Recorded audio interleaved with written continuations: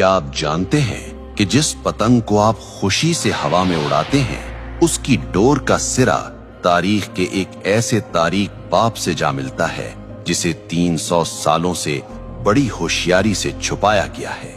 ہم اسے بسنت کہتے ہیں، ہم اسے ثقافت کہتے ہیں، لیکن تاریخ کی پرانی کتابیں کچھ اور ہی کہانی سنا رہی ہیں۔ کیا یہ واقعی بہار کا جشن ہے یا پھر ایک ایسے شخص کا ماتم جس نے تاریخ میں مذہبی نفرت کی بنیاد رکھی تھی؟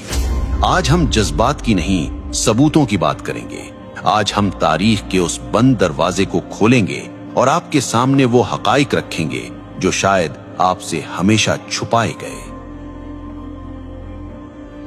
ہماری کہانی کا آغاز آج کے لاہور سے نہیں بلکہ 1734 عیسوی یعنی 1734 AD کے سیالکوٹ سے ہوتا ہے۔ یہ مغل بادشاہ محمد شاہ رنگیلا کا دور تھا۔ سیالکوٹ کے ایک مدرسے میں مسلم اور ہندو بچے ساتھ پڑھتے تھے۔ تاریخی کتابوں کے مطابق ایک دن بچوں میں بحث چھڑ گئی۔ مسلم بچوں نے اپنی روایات کی بات کی تو جواب میں ایک ہندو طالب علم حقیقت رائے نے کچھ ایسے الفاظ کہے جو انتہائی گستاخانہ تھے۔ اس نے نعوذ باللہ نبی کریم صلی اللہ علیہ وسلم کی لخت جگر سیدہ فاطمۃ الزہرا رضی اللہ عنہا کی شان میں نازیبا کلمات کہے۔ یہ بات پورے شہر میں آگ کی طرح پھیل گئی۔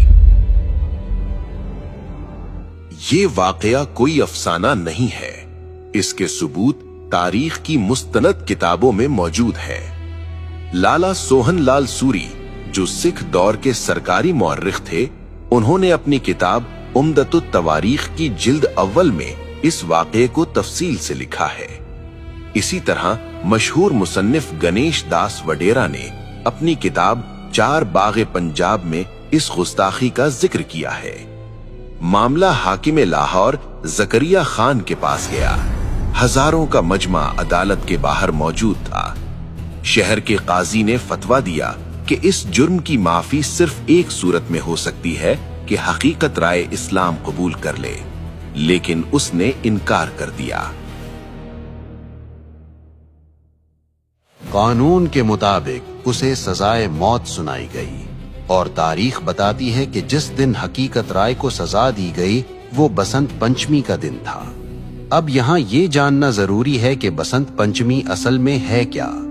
ہندو تقویم کے مطابق یہ بہار کی آمد کا پہلا دن ہوتا ہے۔ بسنت کا مطلب ہے بہار اور پنچمی کا مطلب ہے 5واں دن۔ یہ دن علم اور فن کی دیوی سرسوتی کی پوجا سے منسوب ہے۔ اس دن ہر طرف زرد رنگ نظر آتا ہے۔ لوگ زرد کپڑے پہنتے ہیں اور پیلے پکوان بناتے ہیں کیونکہ زرد رنگ سرسوں کے کھلتے ہوئے پھولوں اور زندگی کی علامت سمجھا جاتا ہے۔ لیکن سن 1741 کی اس بسنت نے ایک نیا رخ اختیار کر لیا۔ جس دن پورا شہر بہار کے رنگوں میں رنگا تھا، ہندو برادری نے حقیقت رائے کی موت کی وجہ سے اس دن کو یوم سوگ منا لیا۔ کہا جاتا ہے کہ اس کی یاد میں انہوں نے آسمان کی بلندیوں کی طرف پتنگیں اڑانا شروع کی تاکہ اس کی روح کو خراج تحسین پیش کیا جا سکے اور یہ پیغام دیا جائے کہ ایک معصوم کی روح آسمانوں کی وسعتوں میں آزاد ہے۔ یہ تھا وہ بیج جو ایک مذہبی جشن کے اندر ایک خاص واقعے کی یاد اور نفرت کی زمین میں بویا گیا تھا۔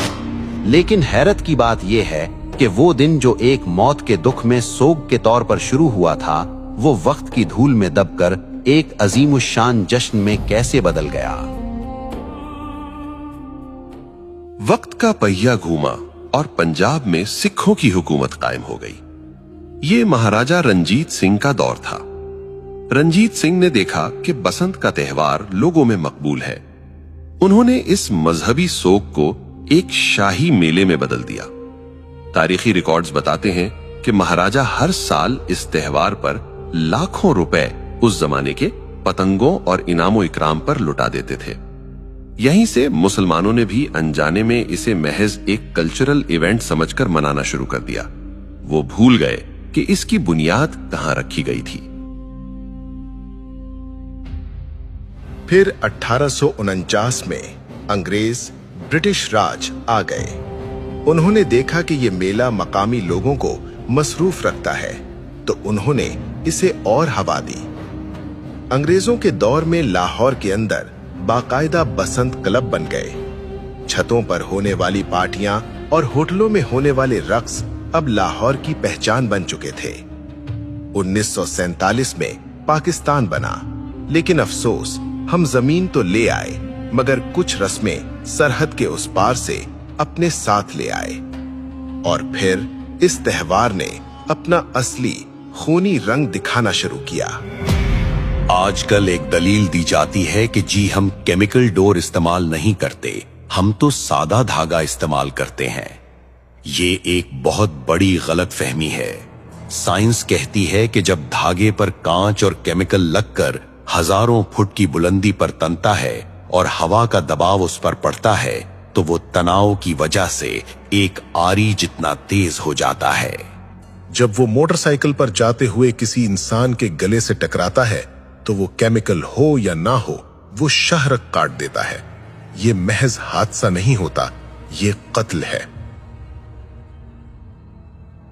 आइए जज्बाती बातों को छोड़कर आदादो शुमार स्टैटिस्टिक्स देखते हैं।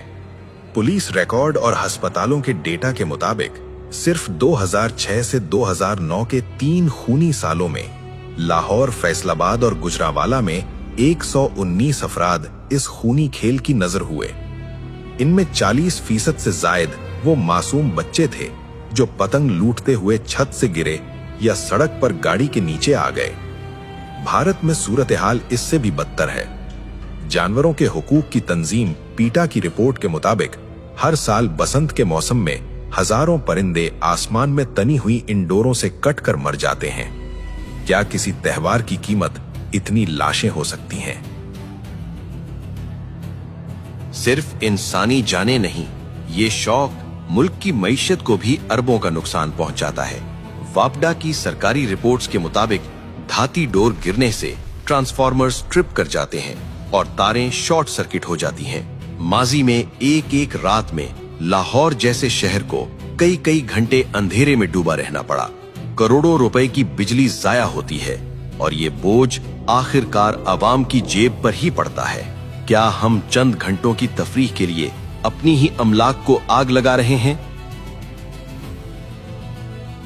फिर बात सिर्फ पतंग की नहीं रहती। बसंत की रात, हवाई फायरिंग और बेहयाई का जो बाजार गर्म होता है, क्या वो हमारी सकाफत है? एक तरफ दुनिया भर के मुसलमान गजा और फलस्तीन के बच्चों के लिए रो रहे हैं और दूसरी तरफ हम अपनी ही गलियों में अपनी ही खुशी के लिए अपने ही लोगों का खून बहा रहे हैं। क्या ये बेहिसी की इंतहा नहीं है? सवाल ये है कि अगर बसंत नहीं तो फिर क्या? हमारे पास ईदैन की खुशियां हैं, हमारे पास खेलों के मैदान हैं, PSL है, क्रिकेट है, सियाहत है। हम वो कौम हैं जिसने दुनिया को तहजीब सिखाई।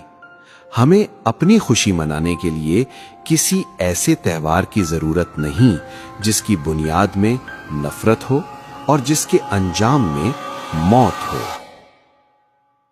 आज फैसला आपके हाथ में है।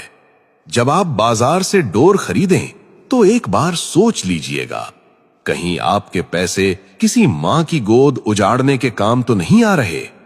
ये पतंग की डोर नहीं कट रही, ये हमारी अक़दार कट रही हैं।